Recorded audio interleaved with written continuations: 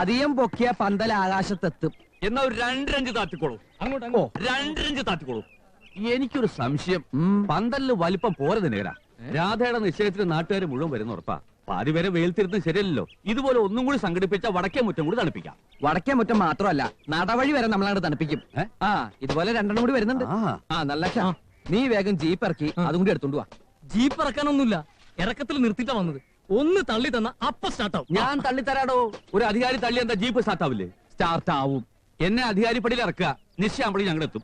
ചെക്കന്റെ ആൾക്കാരിങ്ങ് എത്തുന്നതിന് മുമ്പ് അധികാരി എത്തണം. എത്തും എന്നാ മാഷോടൊന്ന് പറഞ്ഞിട്ട് പോവാം. മാഷേ, മാഷ് രാവിലെ തന്നെ വീണ്ടും കിടന്നു. അച്ഛൻ കിടക്കല്ല, ഇരിക്കുക.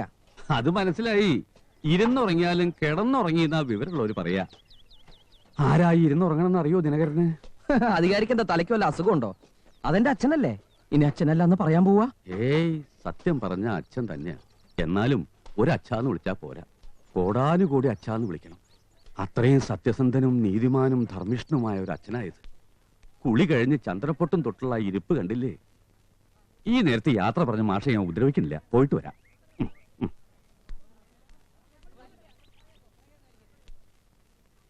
അച്ഛാ, അച്ഛാ, അച്ഛാ, അച്ഛാ, അച്ഛാ. എന്താടാ? ഉറങ്ങിയതാണോ കാറ്റ് പോയതാണോ നോക്കിയതാ. കാറ്റുണ്ടോന്ന് അറിയാൻ എന്തിനാടാ രാമനാമം ചെല്ലണ പോലെ അച്ഛാ അച്ഛാന്ന് വിളിക്കണേ? മൂക്കില് വിരല് വെച്ച് നോക്കിയാ പോരെ? അച്ഛൻ ഒരച്ഛനല്ല, ഒരുപാട് അച്ഛനാണെന്ന് അധികാരി പറഞ്ഞു. അതുകൊണ്ടൊന്ന് വിളിച്ചു നോക്കിയതാ. ഇനി അച്ഛൻ ഉറങ്ങിക്കോ. മോന്റെ അച്ഛൻ ഹാവു എന്റെ അടുത്തേ, ഞാൻ ഇനി ഇത് എവിടെയാ പോയി തെരയ? അതാരുടെ കാല? എന്റെ കാല. ചെറിയമെന്താ ഇവിടെ? നിന്റെ കാലുമേ പാദസരം ഉണ്ടായിരുന്നല്ലോ, അതെവിടെ? അത് കുളിക്കുമ്പോ ഞാൻ അഴിച്ചു വെച്ചു. അസലായി. ഇന്ന് നിന്റെ കല്യാണം നിശ്ചയിട്ടാ അത് അഴിച്ചു വെക്ക. അതൊക്കെ ഇട്ടിത്തിരി ശബ്ദം ഉണ്ടാക്കടേ. ഏടത്തിയുടെ നിലവിളക്ക് കട്ടിലിനിടയിലുണ്ടോന്ന് ദിനകരൻ പറഞ്ഞിട്ട് അതിവിടെ കാണാനില്ലല്ലോ. ആരെങ്കിലും കട്ടോണ്ട് പോയോ ആവോ? നാട് നിറച്ച് കള്ളന്മാരാ. എന്താ ചെയ്യാ? അതിനാള് വിഷുക്കണി വെക്കാൻ ചെറിയച്ഛൻ കൊണ്ടുപോയതല്ലേ, പിന്നെ ഇങ്ങോട്ട് വന്നിട്ടില്ല. ഓ,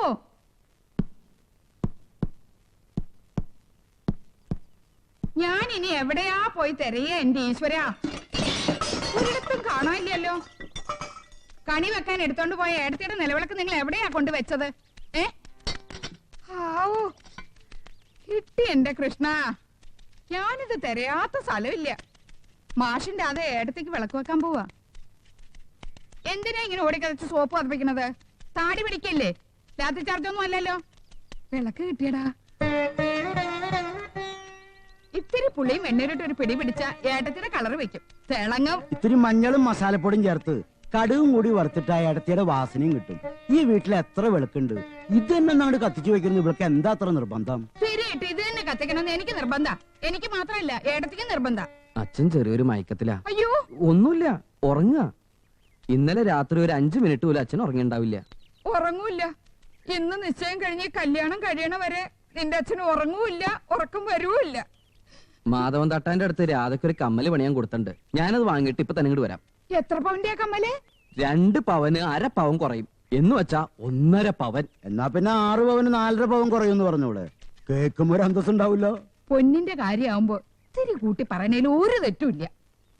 ഏടത്തിയുടെ നിശ്ചയത്തിനും ഇതുപോലെ അച്ഛൻ അന്നൊരു കമ്മല് പണിതു. അതും 2 പവന് 1/2 പവൻ കുറവായിരുന്നു. വിഷമം വന്നപ്പോ ഓരോന്ന് പോയ കൂട്ടത്തില് ആ കമ്മലും തുമ്പശ്ശേരിക്കുറിപ്പ് കൊണ്ടുപോയി. പോലീസ് വേഷം കെട്ടി താടിയും പിടിച്ച് നിക്കാൻ നല്ലാണ്ട് ആ തുമ്പശ്ശേരിക്കുറിപ്പിനെ തളയ്ക്കാൻ നിങ്ങളെ കൊണ്ടൊന്നും കഴിയണില്ലല്ലോ. ഇവിടെ ഓരോ വിശേഷം വരുമ്പോഴും മനസ്സിൽ വരണത് ആ ദുഷ്ടന്റെ മുഖം. കണ്ണടച്ചിരുട്ടാക്കിയാലും ആ മുഖം പോവില്ല.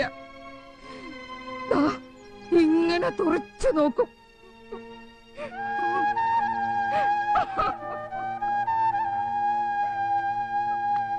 ഇന്നിവിടെ രാധയുടെ നിശ്ചയം നടക്കുന്ന കാര്യം തുമ്പശ്ശേരി കുറിപ്പ് അറിഞ്ഞിട്ടുണ്ടാവോ?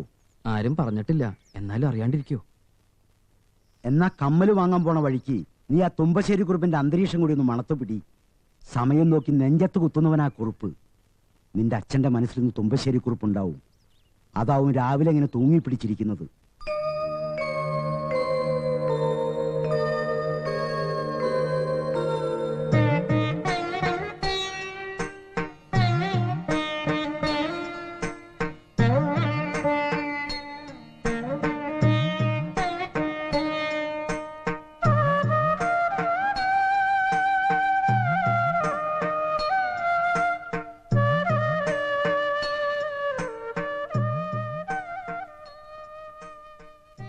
ഇങ്ങനെ എപ്പോഴും ഉറങ്ങിയ ജീവിതം വല്ല കള്ളന്മാരും എടുത്തോണ്ട് പോവില്ല ഈശ്വര. ഏയ് ഉറങ്ങാന്ന് ആരാ പറഞ്ഞത്? ഞാൻ ഇങ്ങനെ ഓരോ കാര്യങ്ങളും മനസ്സിലിട്ട് ഇങ്ങനെ അതിനിടയ്ക്ക് നീ എവിടെയാ പോയത്? എനിക്ക് എന്റെ കുട്ടിക്ക് വേണ്ടി ഇന്നിത്തിരി പ്രാർത്ഥിക്കാതെ വയ്യേ. മാഷുക്ക് വേണ്ടി പെറുക്കിയതാ. നല്ല വാസനയുണ്ട്. പന്തലൊക്കെ ഉയർന്നല്ലേ? ഒക്കെ ദിനകരന്റെ സാമർഥ്യ. ഒന്നിലും ഞാൻ തലയിടണില്ല. ഇതാ ഇവിടെ ഇങ്ങനെ ചാരിക്കിടക്കും. ഉറക്കം വരുമ്പോ ഉറങ്ങും. രാധയ്ക്ക് ആലോചിച്ച സഹദേവനെ ഫോട്ടോയിൽ കാണാൻ ഇത്തിരി ചന്തൊക്കെ ഉണ്ടല്ലേ? നീ കണ്ടത് ബ്ലാക്ക് ആൻഡ് വൈറ്റ് സഹദേവൻ. ഇത് ഇന്നലെ രാത്രി എനിക്ക് ശങ്കരൻ മേസ്തിരി തന്ന കളറ് സഹദേവൻ. നീ സഹദേവനെ കളറിൽ കണ്ടിട്ടില്ല.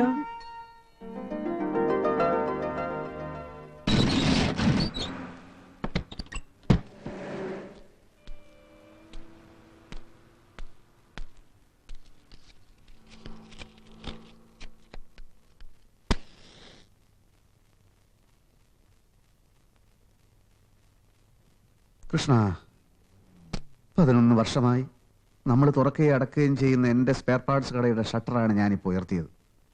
ഇന്ന് എൻ്റെ ദാമ്പത്യ ജീവിതത്തിൻ്റെ ഷട്ടറും ഉയർത്തുന്ന ദിവസമാണ്. സത്യസന്ധതയ്ക്ക് പ്രസിഡന്റിന്റെ സ്വർണ്ണ മെഡൽ വാങ്ങിയ നാരായണൻ മാഷയുടെ മകൾ രാധ ഇന്ന് എൻ്റെ ജീവിതത്തിലേക്ക് നിന്റെ സമ്മതത്തോടെ കടന്നു വരികയാണ്.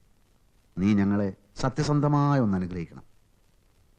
വന്ന് വന്ന് എനിക്ക് ഈശ്വരന്മാരിലൊന്നും വിശ്വാസമില്ല. അതുകൊണ്ടാണ് ഇങ്ങനെ തറപ്പിച്ച് പറയുന്നത്. നിനക്കൊന്നും തോന്നരുത്. 1 കിലോ വെളിച്ചെണ്ണ 2 കിലോ പപ്പടോ. എന്താ പേര്? ചാരുക്കുട്ടി. എന്നാ രാരുക്കുട്ടി, ഇവിടെ വാഹനങ്ങൾക്ക് പറ്റുന്ന വെളിച്ചെണ്ണയുണ്ട്. അത് വേണമെങ്കിൽ ഒരു 5-6 കിലോ തരാം. പിന്നെ പപ്പടം, ഞാനിവിടെ ഇത്തരം പപ്പടം മാത്രമേ വിൽക്കാറുള്ളൂ. ഇതൊരു കെട്ടിന് 19,000 രൂപ വരും. അല്ല, നാടൻ പപ്പടം കിട്ടില്ലേ? നാടൻ പപ്പടം സ്പെയർ പാർട്ടായി ഉപയോഗിക്കുന്ന വാഹനങ്ങൾ ഇക്കാലം വരെ ഭൂമിയിൽ ഇറങ്ങിയിട്ടില്ല. ഇനി ഇറങ്ങാനും പോകുന്നില്ല. ഇല്ലെങ്കിൽ ഇല്ലെന്ന് പറഞ്ഞു പോരെ, ചൂടാവണോ? എനിക്കിത് ഇത്തിരി ചൂടുള്ള ദിവസം, ഞാൻ ചൂടാവും. മുമ്പ് വന്ന ആലോചനകളൊക്കെ ആ തുമ്പശ്ശേരി കുറുപ്പ് കലക്കിയപ്പോ രാധയുടെ കാര്യത്തില് എന്തൊരു പേടിയായിരുന്നു നമുക്ക്. ഇവന് പണ്ട് മുതലേ രാധയെ ഇഷ്ടായിരുന്നു ശങ്കരമേശ്വരി പറഞ്ഞപ്പോഴല്ലേ ഞാൻ തന്നെ അറിയണത്. സ്നേഹിച്ച പെണ്ണിനെ കല്യാണം കഴിക്കാൻ സാധിച്ചല്ലോ എന്നുള്ള സന്തോഷം കൊണ്ട് ഫോട്ടോ എടുത്തപ്പോ കരഞ്ഞു. അതാ മുഖത്തിന്റെ ഷേപ്പിന് ഇത്തിരി വളവും തിരിവും ഒക്കെ വന്നത്. എന്റെ മോളെ പൊന്നുപോലെ നോക്കുമല്ലേ? നോക്കും. മക്കളെ ഇത്രയും സ്നേഹിക്കുന്ന ഒരച്ഛനും അമ്മയും ഇവിടെ ഇങ്ങനെ ഇരിക്കണില്ലേ? അവന് നമ്മുടെ മോളെ പൊന്നുപോലെ നോക്കാതിരിക്കാൻ കഴിയൂ? എന്താടി? എന്താടാ?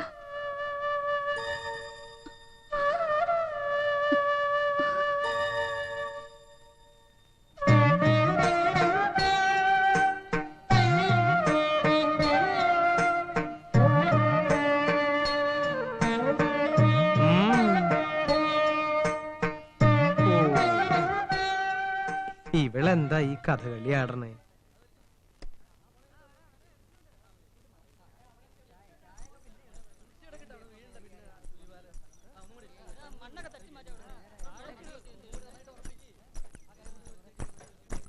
അച്ഛാ, അച്ഛാ, അമ്മയ്ക്ക് വിളക്ക് വെക്കാൻ പോണ്ടേ? ദാമോളെ വിളക്ക് കിട്ടിയോ ചെറിയമ്മേ? കിട്ടി. എടുത്ത് എന്ത് വിശേഷം ഉണ്ടെങ്കിലും ഈ വിളക്കല്ലേ മാഷ കത്തിക്കാറ്. ഇന്ന് ഇത് തന്നെ കത്തിച്ചാ മതി. എവിടെ? എന്താ അച്ഛാ? മാഷക്ക് എന്താ വയ്യേ? അല്ല, അമ്മണി ഇപ്പോ ഇവിടെ വന്നിരുന്നു. എന്റെ അടുത്തേ മാഷ എടുത്ത് കണ്ടു. മാഷ എടുത്ത് കണ്ടു. എപ്പോ? ഇപ്പോ. അച്ഛാ പതുക്കെ. ആ പണിക്കര് പോക്കോ, പോയി പന്തല് കെട്ടിക്കോ. പഴയ കാര്യങ്ങളെ ഓർമ്മിപ്പിക്കുന്ന ഒന്നും ഈ ദിവസം ചെയ്യരുതെന്ന് ഞാൻ എല്ലാവരോടും പറഞ്ഞതാ. അത് കേൾക്കാതെ നീ ആ വിളക്കെടുത്ത് നിറം വെപ്പിക്കണ കണ്ടപ്പോഴേ ഇന്നിവിടെ അമ്മണിയടുത്ത് വരുമെന്ന് ഞാൻ ഉറപ്പിച്ചതാ. ഏടത്തിയെ ദഹിപ്പിച്ചെടുത്ത് വിളക്ക് വെച്ച് അനുഗ്രഹം വാങ്ങാൻ പോവാ എന്റെ കുട്ടി. അതറിഞ്ഞ പോലെ ഏടത്തി വന്നില്ലേ? ഇതിലപ്പുറം ഒരു ഭാഗ്യം എന്താ എന്റെ കുട്ടിക്ക് വേണ്ടത്? മരിച്ച് സ്വർഗത്തിൽ കിടക്കണ നിന്റെ ഏടത്തി ഇവിടെ കല്യാണ നിശ്ചയം അറിഞ്ഞ് ഓടി പിടിച്ചു വരുമല്ലേ. ഇവിടെ ഭൂമിയിലുള്ളവർക്ക് തന്നെ സമയത്തിന് വണ്ടിയും ബസ്സും കിട്ടണില്ല, പിന്നെ മരിച്ചോർക്ക്. അമ്മയുടെ കണ്ണാടിയിൽ നോക്കിയാ ഞാൻ കണ്ണെഴുതിയെന്ന് അമ്മ അച്ഛനോട് ഇപ്പൊ പറഞ്ഞു. ഇത്രേ അച്ഛനാണെങ്കി ആ മുറിയിൽ വന്നിട്ടുമില്ല. ഏടത്തി എനിക്കൊന്നും കാണാൻ സാധിച്ചില്ലല്ലോ. ഒരു വിശേഷം ചോദിക്കാനും പറ്റിയില്ല. ഇത്ര ഇടം വന്നിട്ട് എന്റെ മുന്നിലൊന്ന് വരാണ്ട് പോയല്ലോ. ഏടത്തി തടി വെച്ചിട്ടുണ്ടോ മാഷേ? മരിച്ച് ഭസ്മായി തിരുനെല്ലി കൊണ്ടൊഴുകിയിട്ട് കൊല്ലൊരുപാടായി. ആ ആളപ്പ തടി വെച്ചിട്ടുണ്ടോന്ന്. വയസ്സുകാലത്ത് തലയ്ക്ക് ചൂട് പിടിക്കുമ്പോ ഏത് മാഷ്ക്കും ഇതൊക്കെ തോന്നും. അമ്മണിയടുത്ത് കൈയും വീശി വന്നതേ ഉള്ളൂ. വരുമ്പോ തനിക്കൊന്നും കൊണ്ടുവന്നില്ലേ? അവൾ ഇത്തിരി പൂ കൊണ്ട് തന്നു. അത് നന്നായി. മരിച്ചാലെന്താ, അമ്മണിയടുത്തേക്ക് സ്വർഗത്തിൽ ഇപ്പൊ പൂക്കച്ചോടുണ്ടല്ലോ, റേഷൻ വാങ്ങാൻ ബുദ്ധിമുട്ടുണ്ടാവില്ല. ചെറിയ നമ്മുടെ പറമ്പിലേക്കുള്ള വഴിയിൽ കുറുപ്പന്മാര് വേലി കെട്ടിപ്പൊക്കി. കമ്മൽ വാങ്ങിക്കാൻ പോയി ദിനകരേട്ടൻ കുറുപ്പന്മാരായിട്ട് ഒട്ടക്കി നിൽക്കുക. ഇപ്പൊ അടി പൊട്ടും. അടി പൊട്ടേ?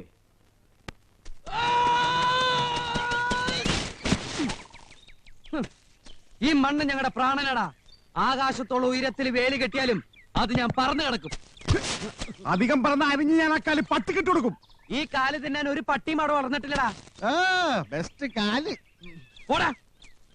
പിന്നെ ഞാനൊന്ന് ബെസ്റ്റ് എന്താടാ കോഴിക്കാല? കോഴിക്കാല് നിന്റെ അച്ഛൻ കോഴിക്കുറിപ്പിന്റെ.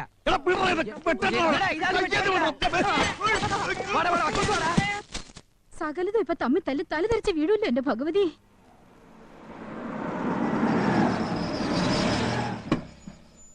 കാറെടുത്ത് വേഗം പറന്നു, അല്ലെങ്കിൽ അനിയന്റെ അളിയന്റെ ശവം ഇപ്പൊ വീഴും. അവര് നാരായണ മാഷിന്റെ പറമ്പിന്റെ വഴി അടയ്ക്കാൻ പോയിരിക്കുക. ആരോട് പറമ്പിന്റെ വഴിയാടോ? നീ ഇങ്ങോട്ട് വന്നേ. വീട് നിന്റെ അനിയൻ ചന്ദ്രപ്പന്റെ കല്യാണക്കാര്യം പറയാനാ ചിന്നക്കുറുപ്പ് വന്നേ. കുറെ കാലം വട്ടമിട്ട് നടന്നിട്ട ഈ കാട്ടുപുത്തിനെ ഞാനൊന്ന് തളപ്പിട്ട് പിടിച്ചത്. അപ്പോഴാ അവിടെ ഒരു അയാളുടെ മുമ്പിച്ചനെ പറയണോടി പോത്തെ. കല്യാണത്തിന് മാല ഇടുമ്പോ ചെറുക്കന്റെ കഴുത്തിൽ തല കണ്ടില്ലെങ്കിൽ ഈ പറഞ്ഞ ചിന്നക്കുറുപ്പ് വെറുതെ ഇരിക്കുവോ? ഇരിക്കുമെങ്കിൽ നിങ്ങൾ പോണ്ട. ഇവിടെ വെച്ച് ഈ പരാക്രമം അവസാനിപ്പിച്ചാൽ ആ വേലി പൊളിച്ച് ഞങ്ങൾക്ക് അകത്തോട്ട് പോവായിരുന്നു. എനിക്ക് ഇവനെ പോലെ ചാടാൻ വയ്യ. ഹൈ ജമ്പിൽ ഞാൻ പണ്ടേ മോശ. ജനാർദ്ദന, ഇവിടെ വേലി അടിച്ച് പിണ്ണം വെക്കാൻ നിന്നോട് ഞാൻ പറഞ്ഞോ? ഇല്ല. എന്റെ മോളുടെ കല്യാണ നിശ്ചയ ദിവസം തന്നെ നമ്മൾ തമ്മിൽ ഇങ്ങനൊരു സ്നേഹപ്രകടനം വേണോ കുറുപ്പേ? ഇതെന്റെ തറവാട്ട് പറമ്പാ. എന്റെ കുട്ടികളുടെ അമ്മയെ ദഹിപ്പിച്ചത് ആ തെക്കേ മൂലയിലാ. എനിക്ക് പറ്റിയ ഒരു കൈപ്പിഴ കൊണ്ട് ഈ പറമ്പ് കുറുപ്പിന്റെ കയ്യിലായി. കോടതിയിൽ ഇപ്പോഴും കേസുണ്ടല്ലോ. വഴി കെട്ടിയടക്കരുതെന്നും സഞ്ചാര സ്വാതന്ത്ര്യം ഉണ്ടാവണമെന്നും വായിച്ചാ മനസ്സിലാവുന്ന ഭാഷയിൽ ജഡ്ജി എഴുതി വെച്ചിട്ടുണ്ടല്ലോ. പിന്നെ എന്തിനാ ഞങ്ങൾ ഇങ്ങനെ ഹൈ ജമ്പ് ചാടിക്കണേ? എന്നാ പിന്നെ ക്രിക്കറ്റ് ആക്കണോ? എനിക്കും എന്റെ മോന് ക്രിക്കറ്റ് ഇഷ്ടാ. അച്ഛാ ചവിട്ടി പൊളിച്ചിങ്ങോട്ട് വാടാ. വേണ്ട, മാഷ് നേരെ കത്തി ഓങ്ങി തുമ്പശ്ശേരി കുറിപ്പിന് ഒരു മണ്ണും വെട്ടി പിടിക്കണ്ട. മുള്ളു നോക്കണേ, മുള്ളു. വഴി കെട്ടിയടയ്ക്കാൻ മുതലാളിയല്ലേ ഇവരോട് പറഞ്ഞത്? അച്ഛൻ വന്നപ്പോ എന്താ വേറെ കളി കളിക്കണത്? അതേ കളി. അതെ. അല്ലെങ്കിൽ ഞങ്ങൾ കളി മാറ്റും. കേട്ടോ മാഷെ, ഇവന്മാർ ചെയ്തത് തെറ്റ്. അതിന് ഞാനൊന്ന് താണ് തന്നു. ഞാൻ താണ് തന്നപ്പോ ഇവരെന്റെ മേലെ കയറുന്നത് അത്ര ശരിയല്ല. ഇറങ്ങാൻ പറ. മനഃപൂർവ്വം മോളിൽ കയറിയിട്ട് പിന്നെ ഇറങ്ങി വന്നിട്ട് ഒരു കാര്യമില്ല. മതിയടാ, ഇറങ്ങി വന്നിട്ട് അതങ്ങോട്ട് വൃത്തിയായിട്ട് പൊളിച്ചു കളാ. വച്ചോണ്ടിരുന്ന എല്ലാവരുടെ കാലിലും മുള്ളു ഇറക്കി. കേട്ടോ തുമ്പശ്ശേരി കുറുപ്പേ, ഇവര് ഈ കാണിച്ചത് ഞാൻ ക്ഷമിച്ചു. ഇനി അവര് കാണിക്കാൻ പോണത് കുറുപ്പ് അങ്ങോട്ട് ക്ഷമിച്ചേക്ക്. തുമ്പശ്ശേരി എങ്ങനാ വെട്ടും കുത്തും ഒക്കെ കഴിഞ്ഞ് ഇങ്ങ എത്താൻ എത്ര വൈകാറുണ്ടോ? വെട്ടാനും കുത്താനും അധികം നേരമൊന്നും വേണ്ടല്ലോ. ഇന്നാരെങ്കിലും തിരിച്ചു വെട്ടിക്കാണും. അതാ ഇത്രയും താമസം. ചിന്നക്കുറുപ്പ് എങ്ങനാ? ഇവിടുള്ള ആൾക്കാരെ പോലെ ഈ ചോര കുടിക്കുന്ന കൂട്ടത്തിലാണോ?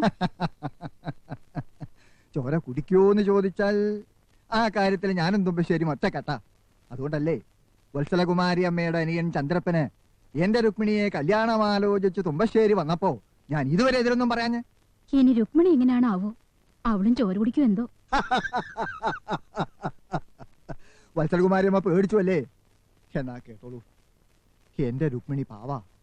അവൾക്കൊരു തുമ്പപ്പൂ പറിച്ചെടുക്കാനുള്ള ധൈര്യം പോലും ഇല്ല. പിന്നല്ലേ ചോര. ആ ശവത്തിന് ഒരു നേരത്തെ ഇതിനകത്ത് കാണില്ല. എവിടെ പോയി കിടക്കാണോ എന്തോ. രുക്മിണി, ഡേ രുക്മിണി, തെണ്ടി നടക്കാവും. തെണ്ടേണ്ട പ്രായല്ലേ ആ ശ്രീകരം.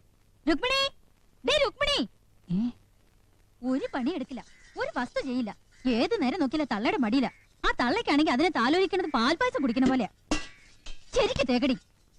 രുക്മിണി, രുക്മിണി, നിക്കടി. തള്ളയ്ക്ക് അമൃതത്ത് വിളമ്പണതിന് മുമ്പ് ആ കുളിമുറിയിൽ ഇത്തിരി വെള്ളം കോരി വെച്ചൂടെ നിനക്ക്?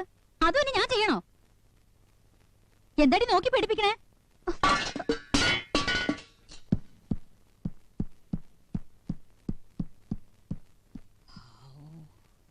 ഇടി മഴയൊക്കെ കേൾക്കണല്ലോ.